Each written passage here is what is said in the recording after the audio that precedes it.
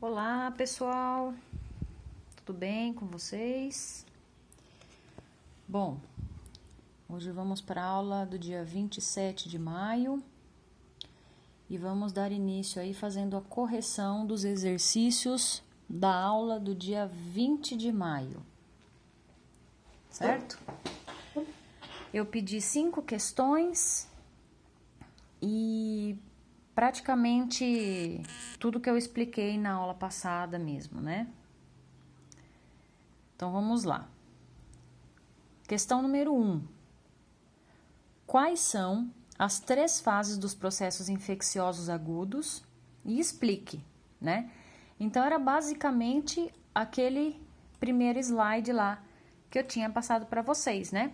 Que é a fase da luta neutrófila, que vai ocorrer neutrofilia com desvio à esquerda, ou seja, vai ter a presença de células jovens, né? Como eu disse com vocês, vai ter a presença de bastonetes, metamielócitos e os mielócitos. Vão desaparecer os eosinófilos e os linfócitos. E a monocitopenia é relativa, tá? Então, a baixa de monócitos pode ser que ocorra ou não, tá? Essa é a primeira fase de luta neutrófila. Segunda fase é a fase monocitária defensiva, onde vai diminuir muito o desvio à esquerda, que apareceu na primeira fase, e vai começar a reaparecer os eosinófilos e também aumentar os monócitos, certo? Fase linfocitária curativa, que é o fim da fase, né? Os neutrófilos voltam ao normal, né? Então, eles voltam realmente ao normal, não tem mais células jovens, né? E ocorre uma linfocitose, né? Então, aumenta aí os linfócitos que estavam baixos. E podem permanecer a monocitose, tá? Então, pode permanecer aquele aumento dos monócitos. E vai ter uma ligeira eosinofilia, o que indica o quê? Um estado de recuperação, né? Estado de recuperação e finalização desse processo infeccioso agudo aqui. Então, as 3 fases, né? E a explicação de cada fase, que eu já havia expliquei com bastante detalhes para vocês na aula passada, né? Se ficou alguma dúvida, vocês podem perguntar pelo WhatsApp para mim que eu respondo, tá? Questão número 2. Por que quanto mais grave for o processo infeccioso agudo, mais desvio à esquerda será presente, né? Isso também expliquei para vocês, certo? E por quê? Porque menos tempo a medula terá para sofrer hiperplasia, que é a produção e a maturação de células sanguíneas, certo? Então, quanto menos tempo ela vai ter para ter essa hiperplasia, que é a produção de células sanguíneas, ela vai liberar células jovens, tá? Então, por isso que acontece esse desvio à esquerda, por isso que ele é muito presente, ok? No agudo, tá? Lembra que no processo crônico, esse tempo aí já é maior, então ele consegue ter o tempo para produzir essas células, né? Questão número 3. O que acontece nos processos crônicos de infecção, né? Então, como os processos de evolução lenta, vai existir o tempo para a medula sofrer a hiperplasia, né? Que é a produção lá de células. E, portanto, ao invés de um desvio à esquerda, nós vamos ter um aumento de neutrófilo segmentado, cujos núcleos estarão polilobulados, hipersegmentação, e vai então ocorrer um desvio à direita, certo? Ocorre também uma leve linfocitose e os eosinófilos, eles estarão presentes em número normal, tá? E há uma moderada monocitose, já que o processo é lento e o sistema, né, monocítico fagocitário, ele vai se tornar importantíssimo aí nessa defesa, tá? Então, assim, se vocês falarem qual a principal diferença, é realmente esse tempo que tem entre a aguda e o crônico, né? É a principal diferença. Porque como um vai ser rápido, né? Ele vai ter uma presença de desvio à esquerda muito grande. né? Pelo menos no início vai ser muito grande, depois diminui até que some. Mas a medula não vai ter tempo para produzir as células que são necessárias, né? Já no processo crônico, esse tempo é maior, né? Já que esse processo é de uma evolução mais lenta. Então, a medula tem tempo aí para sofrer hiperplasia, tá? Então, ela vai ter tempo para produzir bastante célula para depois liberar para a corrente sanguínea, tá? Já no processo agudo, não. Ele tem tanta pressa de liberar células para a corrente sanguínea para poder ajudar, que ele acaba liberando células jovens que não estão ainda prontas, tá? Essa aí é a maior diferença que tem entre o processo agudo e o crônico, certo? Depois eu perguntei assim, o que são plaquetas e quais suas funções, né? Então, as plaquetas, elas vão ser elementos ovais, né? Com diâmetros de 2 a 4 micrômetros. E elas são o quê? Provenientes de fragmentos citoplasmáticos dos megacariócitos, certo? Então, são aquelas células gigantes que ficam lá na medula óssea e elas ficam se fragmentando o citoplasma dela e produzindo as plaquetas, tá? Então, as plaquetas são fragmentos do citoplasma dessas células. Então, lembrem-se que essas plaquetas não vão ter núcleo, tá? Elas não são células, elas são fragmento de célula, ok? Principal função delas é manter a integridade dos vasos sanguíneos, né? Através das suas propriedades de adesividade e agregação, tá? Lembra lá, então, que elas vão ficar grudadinhas, né, na parede lá do epitélio que for lesionado, e depois elas vão liberar o ADP para poder produzir aquela substância para poder fazer a agregação da plaqueta mesmo, né? Que daí vai formar a retração do coágulo, que vai formar um coágulo bem forte para que não haja extravasamento, então, de sangue, certo? Número 5. Como se chama o aumento e a diminuição de plaquetas na circulação sanguínea? Bom, então eu coloquei os dois nomes, tá? Como se chama aumento e depois a diminuição? Bom, então eu respondi aqui, o aumento se chama trombocitose ou plaquetose, tá? A diminuição se chama trombocitopenia ou plaquetopenia, certo? Então, essa foi a correção dos nossos exercícios da aula do dia 20, tá?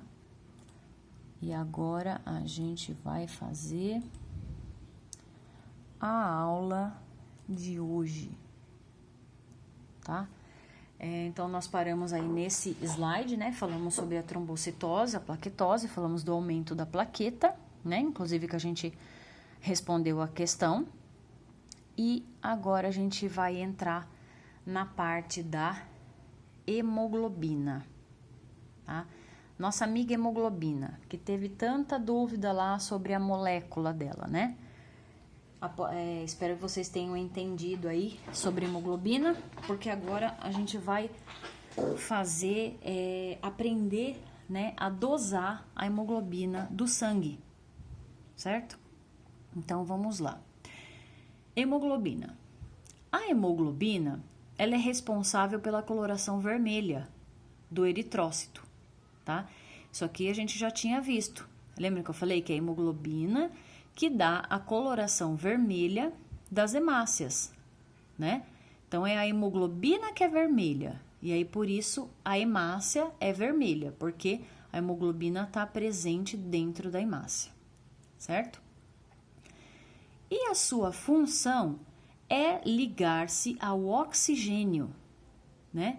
Então, ela pega o oxigênio dos pulmões e vai deixá-los nos tecidos, né? Para que os tecidos façam as trocas gasosas e aí o tecido pega o oxigênio e entrega para a hemácia o gás carbônico. Então, ela pega o gás carbônico dos tecidos e leva até os pulmões, certo? Por isso que a gente inspira e expira, tá? Então, quando a gente puxa o oxigênio para que as hemácias levem esse oxigênio até os tecidos, né? Todos os tecidos do nosso organismo. E quando a gente expira, são o gás carbônico que as hemácias pegou de todos os tecidos e que está liberando, né, agora pelos pulmões. Então, a nossa expiração é o gás carbônico que as hemácias pegaram dos tecidos e estão liberando, né, nos alvéolos pulmonares para pegar oxigênio de novo e fazer toda a viagem novamente, tá? Então, elas ficam num constante círculo, né? Passa pelo pulmão, vai até os tecidos, tá? E lembra que elas têm muitas moléculas de oxigênio, né, dentro delas. Então, por onde elas vão passando, elas vão fazendo a troca gasosa, tá? Aí, na hora que elas chegam no capilar, elas voltam pela veia, né? E vai até os pulmões para poder fazer a troca novamente, deixar o gás carbônico e pegar o oxigênio dessa vez. Bom, a hemoglobina, ela vai representar cerca de 90% do peso dos glóbulos vermelhos. Então, a hemácia é praticamente 90%, né, do peso dela é hemoglobina, tá? Para vocês verem como a hemoglobina está presente dentro das hemácias, né? Então, nós temos aí milhões de moléculas, certo? Então, 90% do peso do glóbulo vermelho é a presença da hemoglobina. Beleza, então, aqui nós temos um quadro e uma explicação para a gente entender um pouquinho, mas é mais para gasometria, tá? Que é saturação de oxigênio. Mas para a gente entender, não é tanto do hemograma. O controle de afinidade de hemoglobina pelo oxigênio, né? Então, assim, a hemoglobina, ela tem uma afinidade muito grande pelo oxigênio, certo? E essa afinidade é feita pelo 2,3 DPG, tá? É uma substância que chama difosfoglicerato, né? Que é um composto químico que existe no interior da hemácia, tá? Então, é essa substância, 2,3 DPG, né? Que vai fazer a hemoglobina ter uma afinidade pelo oxigênio, certo? Então, é por isso que ela consegue pegar o oxigênio. Quando ela tá com o gás carbônico, ela libera o gás carbônico para pegar o oxigênio de novo, certo? Então, ela prefere o oxigênio, ok? Um aumento no nível dele, então, se você tiver um número aumentado desse 2,3 DPG, né? Então, aumento no nível dessa substância aqui no glóbulo vermelho, vai aumentar a quantidade de oxigênio que ela vai liberar pela hemoglobina, tá? Em uma dada pressão parcial de oxigênio. Então, quando a pessoa é submetida a uma pressão de oxigênio, quando você tem um número maior dessa substância aqui, vai acontecer um aumento da quantidade de oxigênio liberado, tá? Então, ela vai liberar muito mais rápido esse oxigênio que ela tem na hemácia, se você tiver um número maior desse 2,3, tá? Então, acontece aí um desvio, né? Desviando a curva de dissociação para a direita. Então, assim, nós temos um indivíduo normal, onde você tem a quantidade de 2,3 DPG normal no organismo, né? Quando você coloca a pessoa numa pressão parcial de oxigênio, ela vai liberar, a hemácia libera o oxigênio gradualmente, né? Normalmente. Quando uma pessoa tem essa substância aumentada no organismo, ela vai fazer essa liberação do oxigênio muito mais rápida, tá? Então, ó, indivíduo com 2,3 aumentado, Tá bom, gente? Pacientes com anemia, com doença cardíaca e com doenças pulmonares têm níveis aumentados de 2,3 dpg. Tá? Então, pessoas que têm anemia, doença cardíaca, doença pulmonar, tudo vai ter um aumento desse 2,3 dpg aqui. E se ela sofrer uma pressão parcial de oxigênio, ela vai liberar, desculpa, gente, vai liberar mais devagar, tá? Porque ela tem afinidade pelo oxigênio, tá? Eu falei ao contrário. Aqui a gente libera normalmente e aqui a gente libera um pouco mais devagar, tá? Porque essa molécula tem maior afinidade pelo oxigênio, então ela não libera tanto esse oxigênio, tá? Então, isso daí vai fazer um desvio dessa curva aqui, ó. A curva cai um pouco, tá? Ela fica um pouco mais lenta, certo? Só para vocês entenderem que a saturação de oxigênio, ela vai ver isso daqui, tá bom? Beleza. Agora, a gente vai entender como que faz a dosagem da hemoglobina, tá? Isso se a gente fizer ela manualmente, tá? Então, como que se faz a dosagem da hemoglobina? Então, como que vai fazer a dosagem da molécula da hemoglobina que está dentro da hemácia, certo?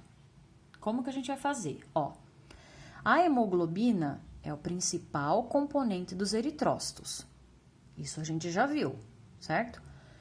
Sua dosagem é feita principalmente através dos métodos colorimétricos que se chama hemoglobinometria, tá? Então, é um método de cor colorimétrico que vai ver a cor da hemoglobina. Então, hemoglobinometria, tá? Então, é um método de cor, existindo ainda métodos gasométricos, tá? Que é esse aqui também, que a gente pode ver também, né? Pelo gás, aí a gente acaba vendo também um pouco da hemoglobina. E também por teste químico, para fazer a dosagem, tá? Então, a gente tem teste colorimétrico, teste de gás, né? Então, método gasométrico e químico, certo? A concentração de hemoglobina, ela deve ser expressa em gramas para cada 100 ml, tá? A porcentagem não deve ser usada quando você está falando de hemoglobina, beleza? E aí, aqui, então, eu peguei da apostila um método para poder fazer a explicação para vocês, tá? Como que esse método, então, é realizado. Então, vamos lá. É um nomão, ó, método de cianometa-hemoglobina. Cianometa-hemoglobina, tá? Para fazer esse método aqui, a gente usa um reagente. Ele chama Drabikin, tá? Então, o reagente utilizado é o Drabikin, que consiste numa solução de cianeto de potássio e ferricianeto de potássio, tá? Então, essas duas substâncias aqui estão presentes no reagente de Drabikin, tá? Então, uma solução feita com essas duas substâncias aqui, o cianeto de potássio e o ferricianeto de potássio. Beleza, então o que acontece? O ferricianeto de potássio, ele vai converter o ferro da hemoglobina, lembra da hemoglobina? Ela não tem a molécula de ferro? Pois bem, esse ferricianeto de potássio, ele vai converter o ferro da hemoglobina em férrico, formando a meta-hemoglobina, tá? que vai se combinar com o cianeto de potássio. Então, esse aqui, ele vai fazer uma transformação do ferro da hemoglobina, vai transformar ele em férrico, né?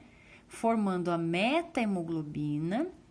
E aí, essa meta-hemoglobina consegue fazer uma combinação com esse outro reagente aqui. Com o cianeto de potássio, com essa outra substância, desculpa. Então, ela vai se combinar com o cianeto de potássio, tá? E aí, sim, ela forma a cianometa-hemoglobina, que ela é bem estável, tá?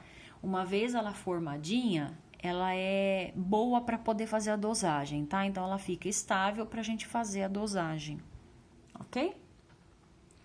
Então, beleza. Então, eu sei o que tem no meu reagente e o que vai acontecer, certo? Na hora que tiver o reagente lá para poder fazer a solução, aí a gente entende o que está acontecendo ali dentro da solução, certo? Então, vamos lá. Quando você faz, então, essa mistura, essa mistura, né? Então, quando eu faço a solução, a mistura do Drabiquin com o sangue de um paciente, tá? Ela vai formar, então, a cianometa-hemoglobina para mim poder fazer a dosagem. Beleza. Então, a dosagem será em seguida analisada no espectrofotômetro, tá? Eu só não coloquei aqui, deixa eu ver. Aqui, ó. Deixa eu só pegar aqui primeiro e depois eu volto no outro, ó. A realização do exame, tá? Então, primeiramente, eu vou pegar 20 microlitros de sangue do paciente, tá? Então, um paciente foi lá no laboratório e eu preciso dosar a hemoglobina dele. Então, eu pego 20 microlitros de sangue para 5 ml de solução de Drabiquin, tá? Aí eu coloco a amostra de sangue num tubo de ensaio e aguardo 10 minutos, beleza? Então, vai aguardar 10 minutos. E depois é que eu vou fazer a análise, tá? Então, depois eu volto aí, só para vocês entenderem o que foi feito. Então, vamos fazer de conta que eu já fiz aqui a minha solução, tá? Aí, a misturinha lá dos 5 ml, né, mais os 20 microlitros, eu vou pegar um pouco dessa solução e colocar num tubinho, tá? Mas antes, eu tenho uma solução que é comprada pronta, tá? Normalmente, né, se compra pronto. E eu tenho um padrão, que é uma concentração de hemoglobina, que eu sei qual que é, tá? Então, vem lá no kit, que a solução padrão é de tanto, tá? Então, eu sei quantos gramas por 100 ml eu tenho de hemoglobina naquele padrão, ok? Então, ó, vamos fazer. Essa mistura vai ser em seguida analisada no espectrofotômetro, tá? Então, essa solução aqui que a gente fez, 20 microlitros para 5 ml, a gente vai analisar no espectrofotômetro, usando um comprimento de onda de 540 namômetros, tá? Ou filtro verde. Lembra que eu falei para vocês que dentro do espectrofotômetro tem o cristal? Tem um cristal que ele vai liberar em cada comprimento de onda lá uma cor, né? Então, esse filtro aí é o filtro verde que ele vai usar. Aí, o que a gente vai fazer? Para dosar a hemoglobina, ela é necessário, né? Usarmos um padrão de concentração conhecida, que eu vou chamar de P, tá? Então, é o meu P. Olha, isso aqui é o meu padrão, ok? Que tá aqui na mão da pessoa aqui, ó. Isso aqui é o meu padrão. Então, eu sei quanto de hemoglobina tem dentro dessa solução aqui, tá? E conforme o kit que a gente compra, normalmente vai se utilizar a concentração, tá? Ou de 5, ou de 10 ou de 15 gramas por cada 100 ml de sangue, tá? Então, em cada kit vai ter, já na bula, a quantidade. Então, eu tenho que saber o quanto que tem de hemoglobina naquela solução padrão que vem no meu kit, tá? Só aquele lá que eu sei, tá? Beleza. Daí, eu faço, então, a dosagem do padrão no espectrofotômetro. Então, vamos recapitular. O que é esse B aqui na mão dela? É um tubo branco, é sem nada, então é um líquido, pode ser água, tá? Então, eu tenho água, porque ela tem que ser transparente, ela não pode ter cor, né? Não é um teste colorimétrico, esse é um teste colorimétrico, então o primeiro branco não pode ter cor. O segundo é o meu padrão, é o meu conhecido, eu sei quantos gramas em cada 100 ml eu tenho aqui dentro, tá? E esse aqui é o meu A de amostra. Então, esse aqui é o meu paciente. Esse aqui eu quero saber quanto de hemoglobina que eu tenho nessa amostra, tá? E essa amostra eu já fiz aquela diluição de 20 microlitros para 5 ml do Drabic. Deixei 10 minutos, depois eu pego um pouco dele, coloco num tubo de ensaio e aí eu vou ficar com o meu branco, o meu padrão e a minha amostra, que eu quero saber quanto de hemoglobina tem aqui. Ok? Beleza, aí o que eu vou fazer? Eu vou colocar o meu espectrofotômetro em 540 nanômetros e vou colocar o meu branco, tá? Na hora que eu pôr o meu branco, eu tenho que ajustar no meu botão, eu tenho que deixar esses números aqui 0,0, tá? Por quê? Porque é o meu branco. Se ele não tem cor, ele não pode ver dosagem nenhuma. Então, eu tenho que falar para ele que no comprimento de onda de 540 nanômetros, naquela solução branca, é para ele ler nada, tá? Então, eu ponho o branco para eu zerar o equipamento. Beleza, depois que eu zerei o equipamento, eu ponho o meu padrão, que é a minha solução conhecida. Eu sei quanto que tem de hemoglobina ali. Ponho ele no tubinho e fecho a tampa. Ele vai me mostrar um número. Eu tenho que anotar o número que o aparelho mostrar, tá? Então, para a solução padrão, o aparelho deu tal número. Tiro o meu padrão e vou pôr a minha amostra, o que eu quero saber quanto tem de hemoglobina ali dentro. Ponho o meu tubo, fecho a tampinha e aguardo. Ele vai me mostrar outro número aqui. Aí eu coloco lá, solução da minha amostra. Tanto, que ele vai dar um número aqui para mim. Ok?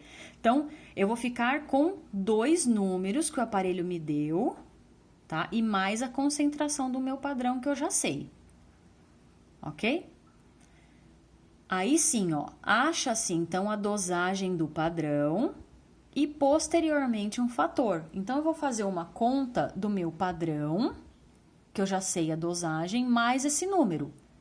Eu vou achar um fator que eu vou chamar de F, tá? E é esse fator que vai nos fornecer a concentração de cada amostra, quando medidas com o mesmo reagente. Então, vamos supor que eu tenho 10 pacientes que eu preciso saber quanto de hemoglobina tem em cada paciente. Eu vou fazer para cada paciente, para cada tubo que foi colhido de sangue, vou fazer aquela mistura lá de 5 ml para 20 microlitros. Vou aguardar 10 minutos, tá? Quando eu vier para o espectrofotômetro, eu vou vir com um branco, um padrão e os meus 10 pacientes. Eu vou zerar o aparelho no meu branco, vou pôr o meu padrão e vou achar um número, tá? Aí, por exemplo, esse aqui é o meu paciente 1. Aí, vou pôr ele, 1, vai me dar um número. Eu anoto, paciente 1, deu tanto. Tiro o meu paciente 1, ponho o meu paciente 2, ele vai dar um número. Coloco lá, paciente 2, outro número, tá? Até acabar, ok? Então, não é para cada paciente eu vou ter que fazer isso aqui não, tá? Eu zerei no branco, eu pus o meu padrão, aí eu posso ir um paciente atrás do outro, para mim ver quanto que cada um o aparelho tá fazendo a leitura. Beleza, gente? E aí sim a gente chega nesse fim aqui, ó. Aí a gente analisa o espectrofotômetro em comprimento de onda de 540, né? Que aqui eu tinha esquecido de ler. Então, eu fiz a minha solução, deixei os 10 minutos, fiz a minha leitura lá no espectrofotômetro, tá? Aí eu vou ter que achar primeiro o fator, certo? Então, eu vou ter a concentração do meu padrão, que eu sei qual que é, né? Então, depende qual que é, se for 5, 10 ou 15, que é esse aqui, né? De 5, 10 ou 15 gramas em cada 100 ml. Então, no meu kit vai aparecer qual que é a concentração dele, tá? Então, vamos supor que seja 10. Então, vamos fazer de conta que é 10. Aí, eu vou colocar lá, concentração do padrão. 10 gramas, né, para cada 100 ml. E a absorvância que deu no padrão, eu vou usar o que deu aqui no aparelho, ó. O número que apareceu aqui no aparelho é o número que eu vou colocar aqui na conta, tá? E aí, eu vou fazer dividido. O número que der aqui vai ser o meu fator, certo? Aí, eu vou para a segunda continha. A minha hemoglobina, que é o que eu quero achar, é a absorvância do meu paciente, ou seja, o que o meu paciente no equipamento deu o número aqui, tá? Então, quanto que deu de número aqui, vezes o fator que eu achei dessa continha aqui, tá? Então, vamos supor que eu tenho lá os 10 pacientes, esse fator aqui eu vou fazer uma vez só. Concentração do padrão que eu sei, mais absorvância do padrão que eu acabei de achar colocando no espectrofotômetro. Eu fiz a continha, deu lá, tal número. Esse tal número aqui eu ponho aqui, tá? Esse número que deu na conta eu ponho aqui.